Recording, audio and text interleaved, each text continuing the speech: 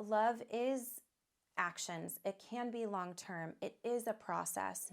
And with the divorce rate increasing, and we could get philosophical and talk about systems of society, right? But isn't it also a wonderful thing if you experience love and then you have an opportunity to experience it again, right? I do think it's better to have loved and lost than to not have that capacity. And also you're showing your child how to achieve that, right? How to seek that out. Right. And you want to give them the best experience, right? Parents want their children to be happy and healthy. Yes. And if you aren't, and if you are stuck, right? And if you're in a situation where you aren't valued, where it's not demonstrated to you that you matter, where maybe because of some of that you can't add value, then I think that's a really big question to ponder. It is. It is. Let's dive into your background. We didn't really do that in the very beginning because there's so many hard-hitting topics that I just love covering with you because I'm so grateful for you to be here. But tell us a little bit about your background. What got you into this side of life, and what your credentials are. Right. So I am a licensed clinical social worker. Okay. So I went to graduate school up at SC, and then I later pursued a master's in special education. I have a soft spot for children that learn differently, right? And sometimes that starts with behavior, right? And it could be from a divorce. It could be from another major moment in their life, but it's impacting their capacity to learn, right?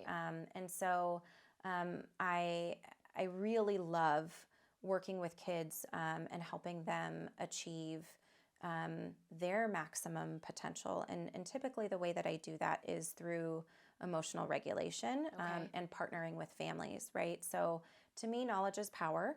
And so psychoeducation is a huge piece, right?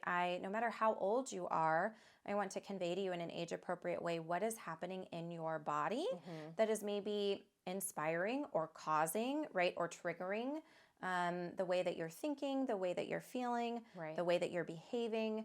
And I truly, my philosophy as a person is deeply rooted in the social psychology concept of mattering. And I alluded to that recently, where we all have this intrinsic need to be loved, right? And it is such a beautiful thing, loving your child and seeing your child.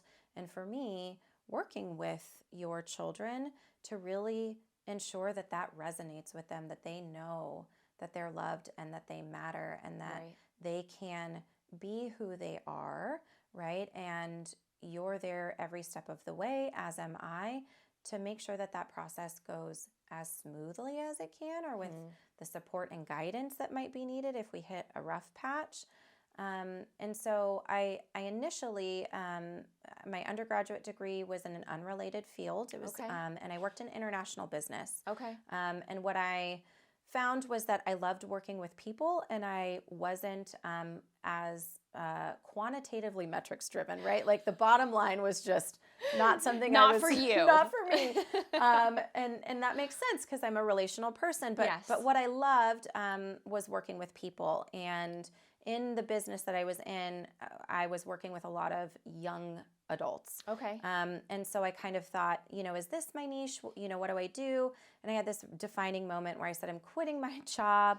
I'm flying back home. I'm going to move in with my parents, and I'm just going to level set. And I volunteered for a couple of different organizations. And as I had those experiences, I just thought, children are just so wonderful. They're unfiltered. They're pure.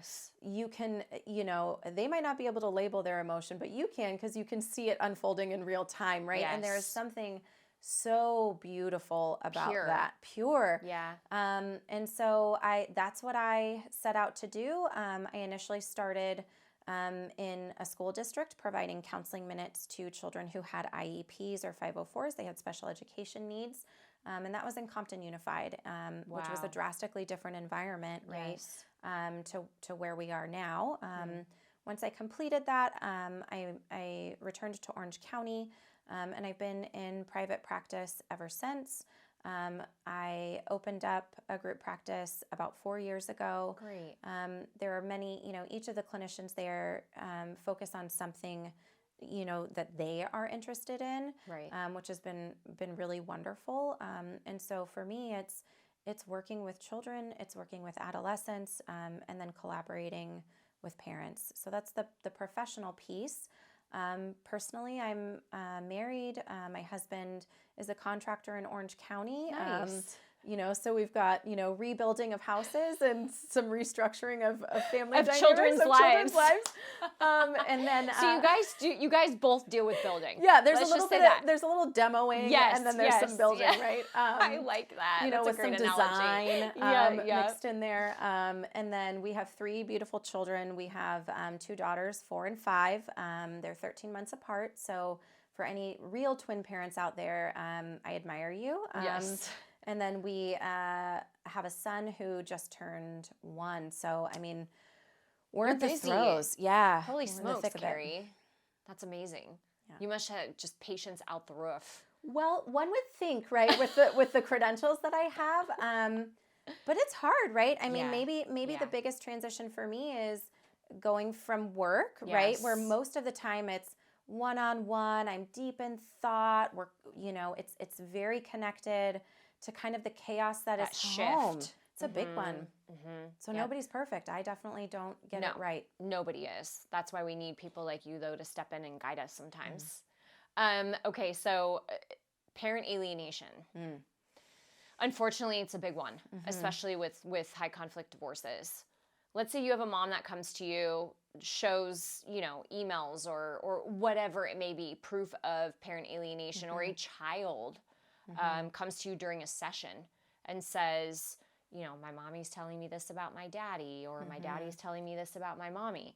How do we go about handling that? And in regards to the court systems in Orange County, have you been subpoenaed to testify on cases like that? How does that work? So I have been subpoenaed, and I have participated in court proceedings before, everything from testifying to writing letters or being the court mandated clinician to work with the child. And what I would say, parental alienation is devastatingly hard to prove. It's really challenging to pin down. And I think part of that is because judges don't know, right, what manipulation looks like. What's the difference between making a mistake and bad-mouthing a parent one time versus it being a perpetual barrage of negativity about the other parent? How do you discern what emotional distress is in every child, because it looks different? Right. Sometimes too, I think there's being a squeaky wheel, right, from the institution, from the legal institution. And so I am always devastated when a case of parental alienation, or one that is maybe building or forming, comes across my desk, because ultimately what I need to do is I need to build a therapeutic case, right, which requires documentation over a period of time. And the thing that just is devastating and really hurts me as a clinician, as a mother, as a partner, right, as somebody that cares about other parents and children, is that while I'm accumulating this information, there are impacts happening to the entire family. And for me, my scope is with the child. And so I am watching, in some instances, a deterioration of a child's sense of self, of their relationship with another parent. And so what I try to do when I'm in one of those high conflict situations, I'm advocating for the child immediately. Does your child have minors counsel? Right. Here are the people that I might recommend. Do you have the support that you need? Because this is horrific for you, right? If you're being portrayed in such a way and it's resulting in your child being hesitant to spend time with you, right? Knowing that you can't control what the other parent is saying or sharing, right? Or, saying that they're not saying or sharing. And so I want to make sure that everybody has immediate support. Right. I'm going to be documenting very specifically. I'm looking for all of those nuanced things that are going to give me the green light to say, this is a really significant case. Right. And then at that juncture, I'm absolutely participating and protecting that child and that child's relationship with that parent. So if I have to go to court, if I have to write a letter, if I have to, meet with one or both parents separately, I'm willing to do anything because it is horrific to take a child away from their parent. And usually it's because that other parent can't stand the fact that that other parent divorced or separated, right? It's your child's not Has the nothing to do target. with the child. The child happens to be a pawn Yes. in the great game of chaos and upheaval. But it's more of, yes, you left me and this is how I'm going to make you pay. Right. I'm going to make you pay through the child. Right. And to me, I can't even wrap my brain around it. It makes absolutely no sense to me. But I see it happen all the time. And it's just very unfortunate because at the end of the day, the child's the one that ultimately pays the price. And eventually, that child is going to recognize that, especially if you are able, as best you can, to stay emotionally regulated, Right. remain that secure base, right, and not engage in that tit for tat. Okay, well, then if that's what's being said about me, here's what I have to say. Because Right. once your child gets to that age where they're observing behavior and they're taking different perspectives into account, every single child that I've worked with, for me, the sweet spot has always been 13, 14. Okay. They kind of start to go, ooh. They start seeing the forest through the trees. Yep, this is not right. And I'm really upset. And I now need to figure out how I'm going to navigate this. They're grieving because now they're not a pawn anymore. They're a player who's still not equipped, right, to play an adult game. Right. But now they're realizing that they were utilized as a consequence. And that's just Horrible. awful. Yeah, it's horrible. There's really no words for it. I know every state's different. In the state of California, when does a child have the right to say, I'm no longer going to mom's house or I'm no longer going to dad's house? Is that 12 or 13, I believe, in the court system? It's formally 12. Okay. I have worked with children who are younger, who through court-appointed therapy, sometimes it includes reunification therapy, which I really, really struggle with because we're requiring to put a child in front of, we're requiring a child to be put in front of a parent that they are already hesitant to spend time with, right? So you also have to kind of go through the rigmarole. Right. But I've had kids 8, 9, right, where the court does end up saying, and these are Orange County cases, you know what, we're going to take sleeping at this other parent's house off the table because this child is not regulated, right? This child cannot manage that process. And it does, right? It kicks up a pretty significant dust storm for the parent that is now not spending that custodial time. And what I would encourage those parents to think about is, once again, right, it's a shift right now for a longer term payoff. Right. You have your child for the duration of your life. Right. And if your child is actively signaling to you that they are struggling with your custodial time, right? It's a relational thing. It's not a reflection of you, right? You are likely trying your best, right? And if you're not, then you need to think about that. But the long-term payoff, right? The compounding interest of you getting your child to a place where they do feel comfortable and safe and secure with you is going to grow over time. Right now it's like, man, I'm putting a penny in the piggy bank, but you have your whole life with your child. Yes. And sometimes they need what they need. I think it's hard sometimes for parents that are going through a high conflict divorce, which a child unification situation would be coming from a high conflict situation.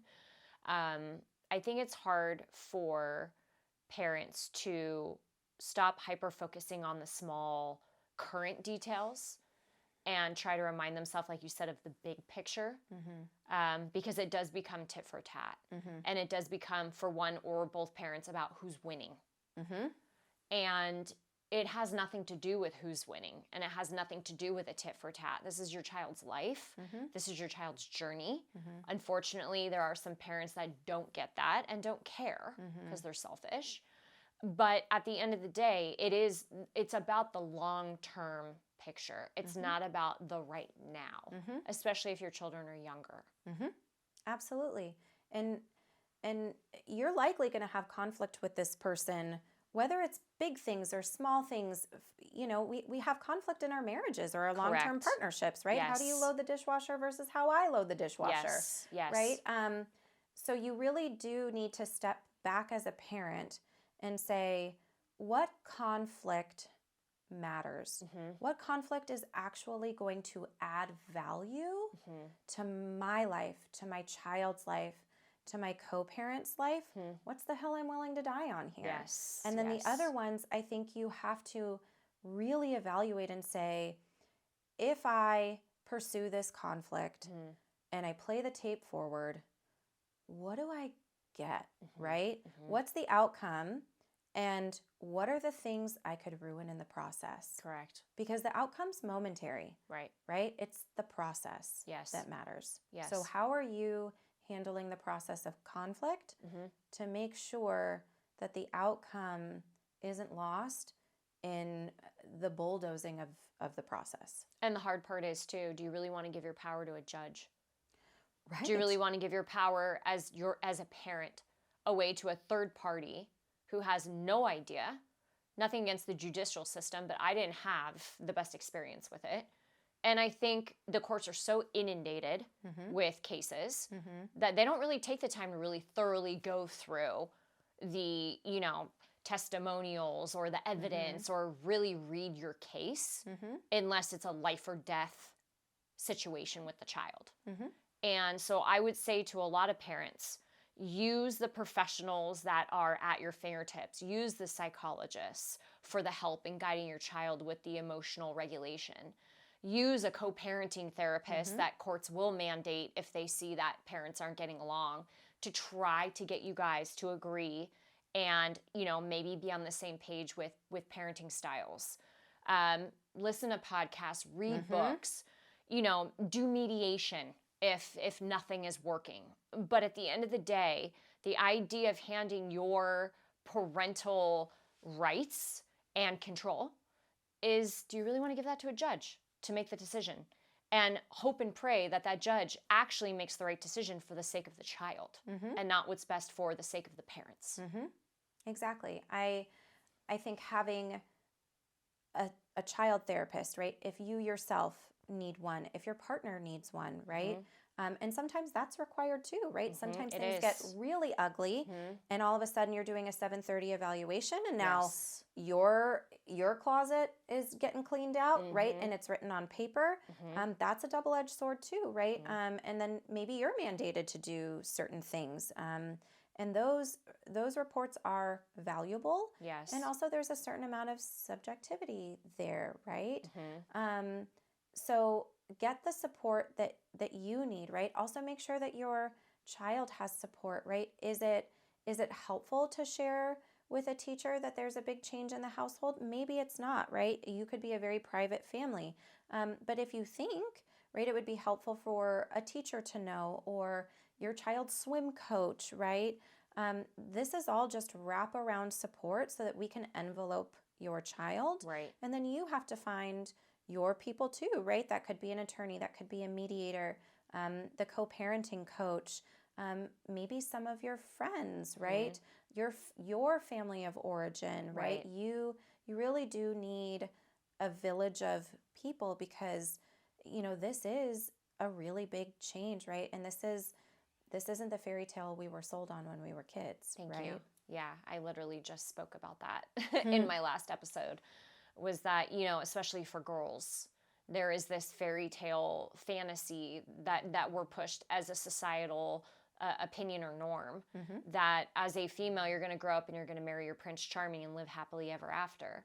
And, in some cases, that's just not someone's reality. Right. And that's okay. But with whatever your reality is, the outcome of your reality, if it's not what you wanted and you have a child involved, you have a legal obligation and a moral obligation to figure out the best way possible to deal with it for yourself as well as that child. Exactly. So I'm grateful for you for coming on the podcast today. If people are interested in reaching out to you and feel moms, especially if they feel like their children, need this in their life because they're struggling and they don't know where to turn to, what would your suggestion be on looking for that help? Thank you so much for having me on. This has truly been a pleasure, and obviously something I love talking about, right? Yes. So it's easy for me. Yes. If anybody ever, wants to reach out, and this doesn't mean, right, that you have to become a client of mine, right? But Right. this is a journey, and I can be a part of many villages. And so if you have a question, or you're looking for a resource or a referral, or you just want a 15-minute consultation, please feel comfortable reaching out to me. My practice is called Coastal Minds Counseling. Okay. We're located in Newport Beach. And so we've got a little website, Great. coastalminds.org. And I would love to, offer support and connect with anybody. And similarly, right, the therapeutic process is a very personal one. Yes. And so if I'm not the right fit for you, for your child, for your family, I'm pretty well connected in that community, and I've earned my stripes a little bit, so I'm happy to offer, referrals and resources. Wonderful. Kari Sylvester, thank you so much. Thank you, Lauren. This was wonderful.